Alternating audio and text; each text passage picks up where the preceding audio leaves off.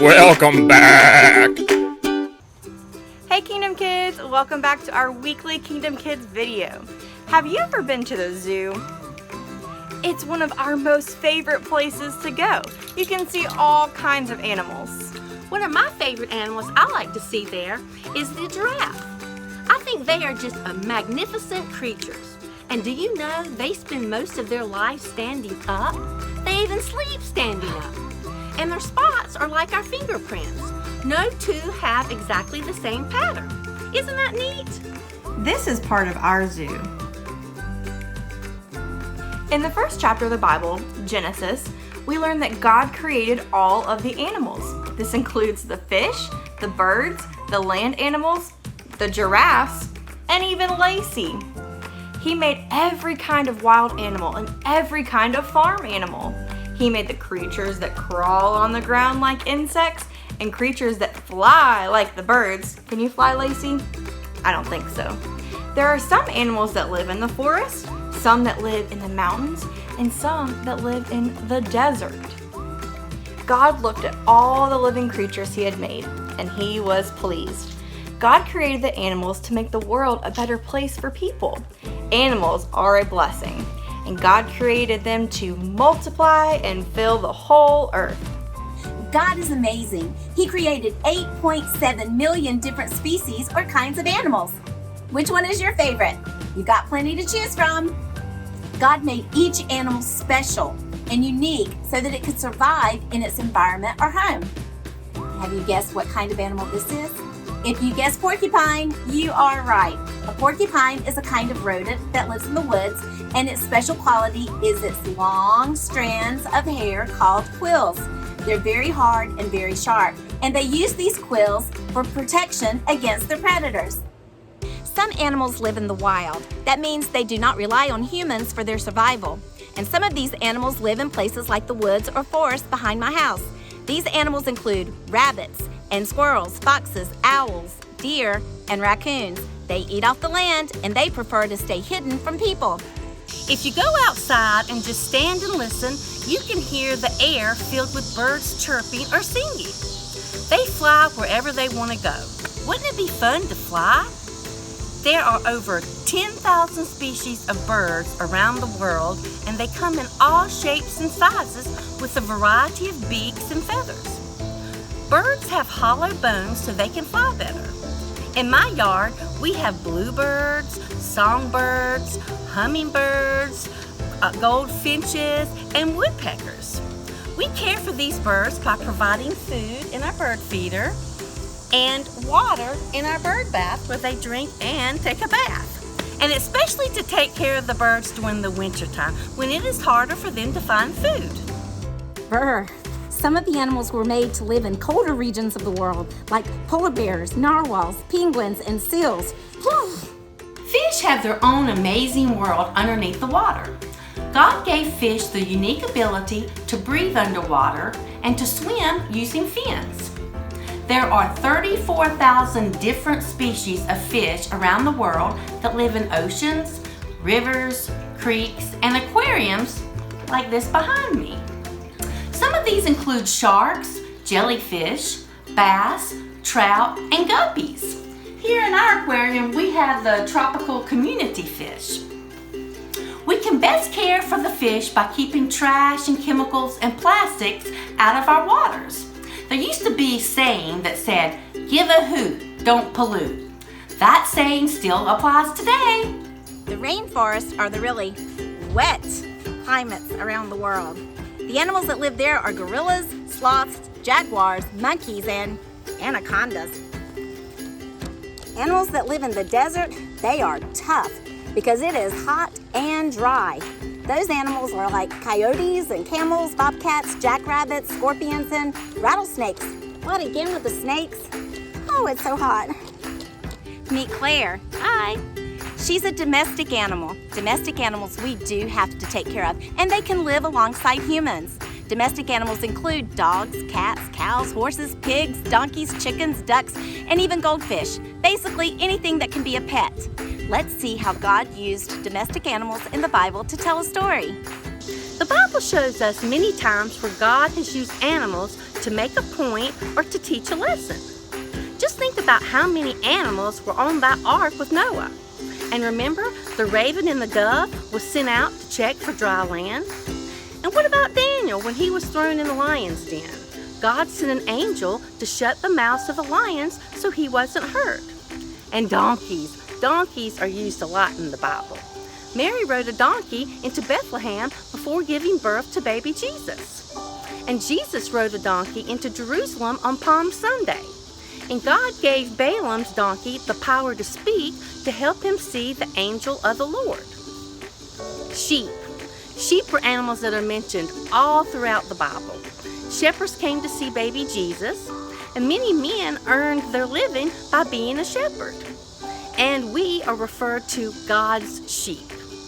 Hi! God uses many types of animals to tell stories in the Bible. Today in our story, God uses a great big fish. Have you ever heard of a man named Jonah? He was a prophet of God. He would listen to God and tell the people what God said. One day, God told Jonah, "Go to the city of Nineveh and tell the people who live there that they are very sinful people and that they need to change their ways." Jonah didn't want to go to Nineveh. He was scared of those people in that city. So Jonah decided to run away and hide from God. He caught the first ship out of town and he headed to the opposite direction from where God told him to go. Well, Jonah learned a very important lesson that day. He learned that you might run from God, but you cannot hide. He hid deep down inside the ship and thought, surely God won't find me here. God saw Jonah on that ship and he sent a big storm that tossed the ship around. The other sailors were afraid that they were going to drown. When they found Jonah hiding, they decided that he was to blame for the storm, so they threw him overboard. As soon as they threw him into the water, guess what happened? The storm stopped. God sent a big whale to swallow Jonah up so he wouldn't drown. Do you know that the whale is the biggest animal on earth? Jonah was in the great big whale for 3 days and 3 nights. While in the belly of that whale, he had plenty of time to think. I think he would have lots of time to think in the belly of a whale for 3 days. He prayed to God and told him that he had been wrong to run from him. He promised to do what God asked him to do from now on. Then God had the whale spit Jonah up onto the shore.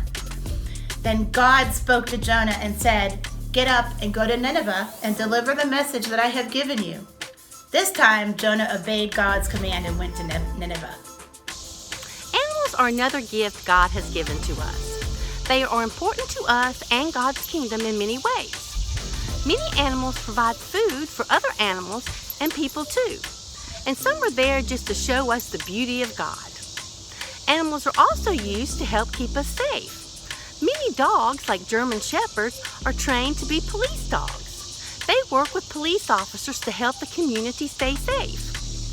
Some dogs are also trained to be service dogs. They are taught to help people with disabilities do things like open doors, pick up things, or even turn on light switches. Other service dogs may help people that cannot see or hear, or some that just need emotional support. Animals such as sheep, llamas, and alpacas are used for their fur or hair. It is turned into fiber to make cloth. We learned all about this in our Heifer International project. But one of my favorite reasons that animals are important is that they are our companions like Bogey. They keep us company, they love us unconditionally, and they're just part of our family. And did you know something else? They can help with our health. Pets are known to help lower blood pressure and help with anxiety. They also can give good cuddles. This mama just had a little baby, born about an hour ago. Already standing up. This is baby Cora, and we're so happy to add her to our family. Animals did not appear by mistake. God created each one of them with care so that they could survive and multiply. But he also needed help with some of the animals, and the first job he gave Adam after he created him was to take care of the animals. It was an important job then, and it's an important job now. Sometimes caring for animals can be lots of fun, especially when they're little.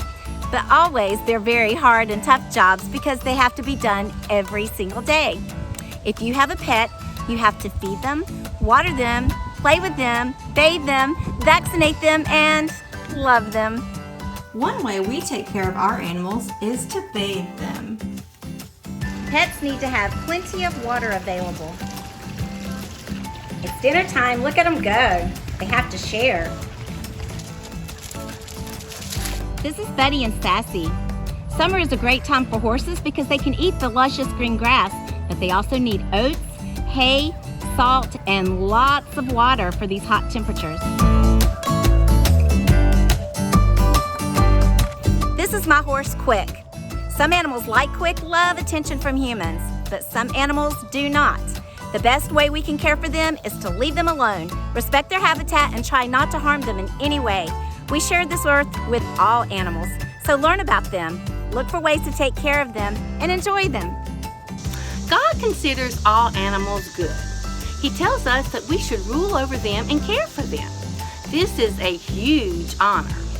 Every single animal is special to God, and every animal plays an important role in the world. So let's make sure we take care of what God created just for us. Hey Kingdom Kids, it's Miss Melinda and Violet today, and this week we're talking about animals. In Virtual Vacation Bible School last week, VBS to Go, we talked about how God created the world, and that's what this song is going to talk about. How God created the world, He looked at it, He saw that it was good, and then we're going to talk about 4 of the animals He created, right Violet? The verse goes like this: God saw all that God had made, it was very good. Like the stomping elephant, there's the elephant, it was very good. And then we're going to stand up and go with a stomp, stomp here and a stomp, stomp there. Here a stomp, there a stomp, everywhere a stomp, stomp. You get the idea. Okay, here we go. Are you ready, Violet? All right, hold our elephant up. God saw all that God had made, it was very good. Like the stomping elephant, it was very good. Ready? With a stomp, stomp here and a stomp, stomp there. Here a stomp, there a stomp, everywhere a stomp, stomp. God saw all that God had made. It was very good. All right, let's change animals. What we got next, Violet? We want to do our smiling crocodile. There we go. God saw all that God had made. It was very good. Like the smiling crocodile, it was very good. With a chomp chomp here and a chomp chomp there. Here a chomp, there a chomp, everywhere a chomp chomp. God saw all that God had made. It was very good. And we're going to do our growly grizzly bear. What does a grizzly bear say, Violet? Okay, here we go. God saw all that God had made. It was very good. Like the growly grizzly bear, it was very good.